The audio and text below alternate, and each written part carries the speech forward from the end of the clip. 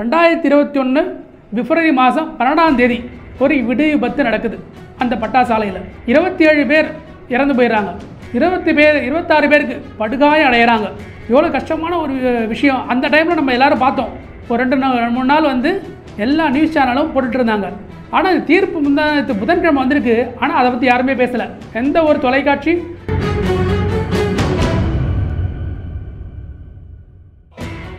வழங்க வேண்டும் என குறிப்பிடப்பட்டுள்ளது. அதாவது இது என்னன்னா 2021 ஜூன் மற்றும் 2022 மார்ச் அப்பயே இந்த தீர்ப்பு ஏற்கனவே சுப்ரீம் கோர்ட்டில் நாங்களே கொடுத்துருக்கோம். இந்த தீர்ப்பை அதாவது காயமடைந்தவர்களுக்கு 20 லட்ச ரூபா கொடுக்கணும். இது மாதிரி அடிப்பட்டவங்களுக்கு அடிப்படையின் தன்மையை பொறுத்து 2 லட்சம் 15 லட்ச ரூபா வரை கொடுக்கலாம் அப்படின்னு 2021 ஜூன் 2022 மார்ச் ஏற்கனவே இந்த சுப்ரீம் கோர்ட்லேயே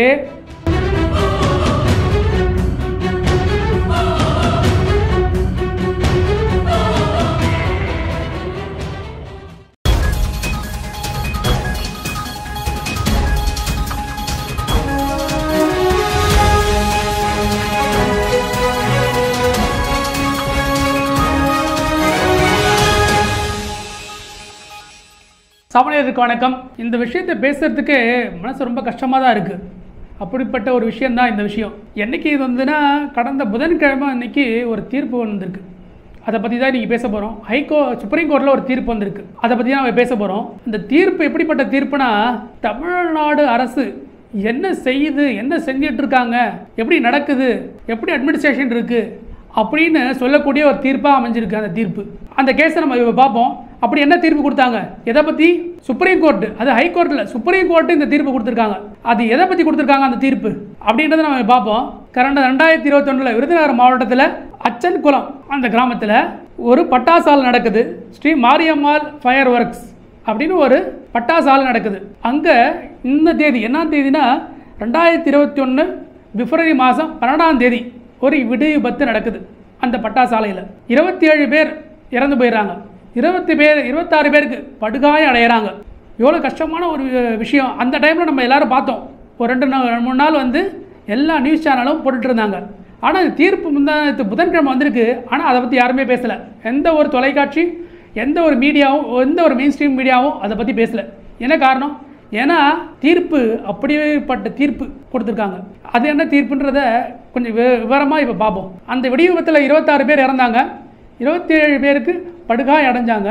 அப்போ தீர்ப்பாயம் ஒரு தீர்ப்பு கொடுக்குறாங்க. இந்த உயிரிழந்தவர்களுக்கு 20 லட்ச ரூபாயும், காயப்பட்டவர்களுக்கு காயப்பட்ட தன்மையை பொறுத்து சுமார் எவ்வளோனா 2 லட்சத்துலேருந்து 15 லட்சம் ரூபாய் வரைக்கும் அவங்களுக்கு நிவாரணம் தரணும். இறந்தவர்களுக்கு 20 லட்ச ரூபாய், காயமடைந்தவர்களுக்கும் அதோட விகிதாச்சாரத்தை பொறுத்து 2 லட்ச ரூபாயிலேருந்து 15 லட்ச ரூபாய் வரைக்கும் தரணும் அப்படின்னு சொல்லிட்டு பசுமை தீர்ப்பாயம் தீர்ப்பு கொடுக்குது. அப்போ என்ன பண்ணுறாங்க, இந்த அளவுக்குலாம் நம்மளால் கொடுக்க முடியாதுப்பா அப்படின்னு சொல்லிட்டு அந்த தீர்ப்பை எதிர்த்து சுப்ரீம் கோர்ட்டில் தமிழக அரசு மேல்முறையீடு பண்ணுறாங்க. எப்பேற்பட்ட கவர்மெண்ட் பாருங்கள் இந்த கவர்மெண்ட்டு. ஒரு ஏழை மக்கள் வெடி விபத்தில் இறந்து போயிட்டாங்க. அவங்களுக்கு தீர்ப்பாயம் ஒரு 20 லட்ச ரூபா கொடுங்கப்பா, இறந்தவங்களுக்கு. ரொம்ப காயம்பட்டவங்களுக்கு ஒரு 2-15 லட்ச ரூபா கொடுங்கப்பா அப்படின்னு சொன்னால் நாங்கள் அதெல்லாம் கொடுக்க முடியாது, இவருங்கெல்லாம் எது கொடுக்கணும்? அப்படி ஒரு எண்ணமா இந்த தமிழக அரசுக்கு? இறந்தவங்க மேலே கொஞ்சம் கூட கருணை இருக்காது. அப்படி ஒரு எண்ணமா இவங்களுக்கு கொடுக்கக்கூடாதுன்னு மேல்முறையீடு பண்ணுறாங்க. என்ன ஆச்சு தெரியுமா உங்களுக்கு? மேல்முறையீடில் சுப்ரீம் கோர்ட்லேருந்து சொல்கிறாங்க, திருப்பி இந்த பசுமை தீர்ப்பாயம், தேசிய பசுமை தீர்ப்பாயம் இதை இன்னொரு வாட்டி விசாரிங்கப்பா. சரி, இதோ வந்துட்டாங்க மேல்முறையீடுக்கு அப்படின்றதுனால சுப்ரீம் கோர்ட் என்ன சொல்லுது, சரி இன்னொரு வாட்டி விசாரிக்கட்டும் அப்படின்னு சொல்லி பசுமை தீர்ப்பாயத்துக்கு அனுப்புகிறாங்க. தேசிய பசுமை தீர்ப்பாயத்துக்கு அனுப்புகிறாங்க. பசுமை தீர்ப்பாயத்தில் என்ன பண்ணுறாங்கன்னா, அதை திருப்பியும் ஒரு வரி கூட மாற்றாமல் திருப்பியும் அதே எழுதுறாங்க. இறந்தவர்களுக்கு 20 லட்ச ரூபாய், காயமடைந்தவர்களுக்கு காயத்தின் தன்மையை பொறுத்து 2 லட்ச ரூபாயிலிருந்து 15 லட்ச ரூபாய் கொடுக்கவும் அப்படின்னு திருப்பி அதே தீர்ப்பை எழுதி சுப்ரீம் கோர்ட்டுக்கு அனுப்பிச்சிட்டாங்க. என்ன நடக்குது இப்போ? சுப்ரீம் கோர்ட்டில் இந்த கேஸ் வருது, முந்தானத்து வருது. அப்போ புதன்கிழமை அன்றைக்கி வரும்போது ஒரு தீர்ப்பு கொடுக்குறாங்க. செவ்வாய்க்கிழமை ஒரு தீர்ப்பு கொடுக்குறாங்க. என்ன தீர்ப்பு கொடுக்குறாங்க? அதுக்கப்புறம் அதை விவரமாக பேசுவோம். அது என்னன்றதை, அந்த தீர்ப்பு என்னன்றதை இப்போ படிப்போம். அந்த தீர்ப்பில் இது போன்ற விபத்துக்கள் உயிரிழந்தோர் குடும்பங்களுக்கு தலா 20 லட்ச ரூபாய் இழப்பீடு வழங்க வேண்டும் என குறிப்பிடப்பட்டுள்ளது. அதாவது இது என்னன்னா 2021 ஜூன் மற்றும் 2022 மார்ச் அப்பயே இந்த தீர்ப்பு ஏற்கனவே சுப்ரீம் கோர்ட்டில் நாங்களே கொடுத்துருக்கோம். இந்த தீர்ப்பை அதாவது காயமடைந்தவர்களுக்கு 20 லட்ச ரூபா கொடுக்கணும்.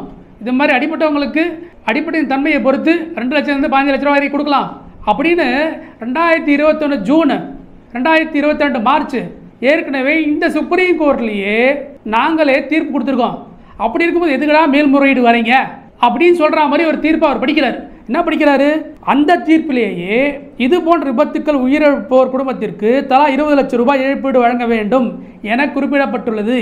இதன்படியே தேசிய பசுமை தீர்ப்பாயம் விருதுநகர் பட்டாசு ஆலையில் நடந்த விபத்திற்கு நிவாரணத்தை நிர்ணயித்துள்ளது. இதில் தலையிட நாங்கள் விரும்பவில்லை. அந்த தீர்ப்பை உறுதி செய்கிறோம். இந்த வழக்கில் தமிழக அரசு மிகவும் மெத்தனமாகவும் மேம்போக்காகவும் செயல்பட்டு இருக்கிறது. தீர்ப்பாயத்தின் அறிக்கை தங்களுக்கு கிடைக்கவில்லை என்று சொல்லியுள்ளது. உண்மையிலேயே நியாயமாக நடந்து கொண்டிருந்தால் அந்த அறிக்கையை கேட்டு பசுமை தீர்ப்பாயத்தில் தமிழக அரசு மனு கொடுத்திருக்கலாம். ஆனால் அவ்வாறு செய்யாமல் மேல்முறையீடு செய்தது ஏற்புடையது அல்ல அப்படின்னு சொல்லியிருக்காரு அந்த தீர்ப்பில். அதாவது என்னன்னா, தேசிய பசுமை தீர்ப்பாயத்துக்கு திருப்பி அனுப்பிச்சாங்க மேல்முறையீடுக்கு. அப்போ மேல்முறையீடு பண்ணும்போது தேசிய தீர்ப்பாயம் திருப்பி அதே இதை 20 லட்ச ரூபா கொடுங்க அப்படின்னு சொல்லிட்டு அதே தீர்ப்பு உறுதி செய்து சுப்ரீம் கோர்ட்டுக்கு அனுப்பிச்சிட்டாங்க. அதோட நகல் தமிழக அரசு கிடைக்கலையாம். என்ன ஒரு அயோக்கியத்தனம் பாருங்க இது. அதை தான் அவர் கேட்டிருக்காரு ஜட்ஜு. ஏங்க இவ்வளோ மெத்தனமாக இருப்பீங்க, நேராக மேல்முறையீடுக்கு இங்கே வந்துடுறீங்க, அந்த டாக்குமெண்ட் கூட கேட்டு வாங்க முடியாது உங்களால் அப்படின்னு மேல்முறையீட்டில் நல்ல ஒரு ஜட்ஜு பேரை படிக்கிற பாருங்க. ஒபை ஒகா உஜய் புயான் இந்த 2 நீதிபதிகள் கேட்டிருக்காங்க.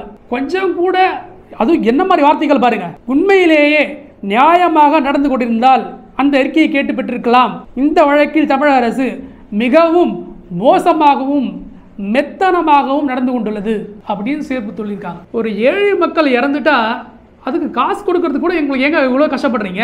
இதே மாதிரி தான் சாராயம் குடிச்சிருந்தாங்க, கள்ள சாராயம்னுங்க. அது என்ன சாராயத்தை குடிச்சிருந்தாங்க யாருக்கும் தெரியல. இது வரைக்கும் கேஸ் என்ன ஆச்சுன்னு தெரியல. ஒருத்தர் 2 வாட்டி நம்ம மது கடையில், அதாவது டாஸ்மாக் கடையில் சைனைட்டு குடிச்சு 2 பேர் செத்து போயிட்டாங்க அப்படின்னு ஒரு கேஸ் நடந்து அது என்ன ஆச்சுன்னு தெரியல. அந்த சாராயம் குடிச்சு 34 பேர் செத்து போனாங்க. அது உடனே என்ன பண்ணீங்க? 10 லட்ச ரூபா கையில் எடுத்து காசு கொடுத்துட்டீங்க. சாராயம் குடிச்சு சாராயம் குடிக்க கூடாதுன்னு சொல்கிறோம். சாராயம் குடிச்சு அது கள்ள சாராயம் குடிச்சு வந்து 10 லட்ச ரூபா இழப்பு கொடுப்பீங்க. இது மாதிரி விபத்துக்கள் நடந்து அதில் வெடி விபத்தில் இறந்து போனால் அவங்களுக்கு நாங்கள் காசு தர மாட்டோம் அப்படின்னு சொல்ல வரீங்க. இது என்ன மாதிரி ஒரு நியாயம் புரியலையே எங்களுக்கு. இது கோர்ட்டு போய் சொல்லி தான் உங்களுக்கு சொல்லணுமா 20 லட்சம் கொடுக்க சொல்லி? உங்களுக்கே தெரியாதா? ஏன் ஏழை மக்கள் வாழ்க்கையில் விளையாடுறீங்க? கொஞ்சமாச்சும் யோசிங்க. இது மாதிரிலாம் நடந்துக்காதீங்க தயவு செஞ்சு. இது மாதிரி வெடி விபத்துக்கள் பிற்காலத்தில் நடக்கக்கூடாது அப்படின்னு நான் கடவுளை வேண்டிக்கிறேன். ஏன்னா அவங்க தான் நம்மளை சந்தோஷப்படுத்துகிறாங்க. தீபாவளிக்கு நிறைய பட்டாசு ஆலைகள் பட்டாசு தயாரித்து நம்மளோட சந்தோஷத்துக்காக அவங்க ரொம்ப கஷ்டப்படுறாங்க, உழைக்கிறாங்க. அதில் விபத்துக்கள் சில இடத்துல நடந்து இது மாதிரி உயிரிழந்துடுறாங்க. அது மாதிரி இழப்பு நடத்தும் போது அவங்க பணக்காரங்களோ கோடீஸ்வரங்களோ கிடையாது. அது மாதிரி ஏழைகள் தான் அதை கஷ்டப்படுறாங்க. அந்த மாதிரி ஏழைகள் இது மாதிரி விபத்தில் எழுந்துட்டா ஒரு நியாயமான ஒரு நிவாரண தொகையை அரசாங்கம் கொடுக்கறதுக்கு கொஞ்சம் முயற்சி செய்யுங்க. ரொம்ப கஷ்டப்படுறதாங்க இழுத்தடிச்சு இது மாதிரி கேஸுக்கெல்லாம் போட்டு அவங்களை இழுத்தடிக்காதீங்க தயவு செஞ்சு. இது மாதிரி உயிரிழந்தவங்களுக்கு மரியாதை கொடுத்து அவங்களுக்கு நிவாரண தொகையை சீக்கிரமாக கொடுங்க. நன்றி.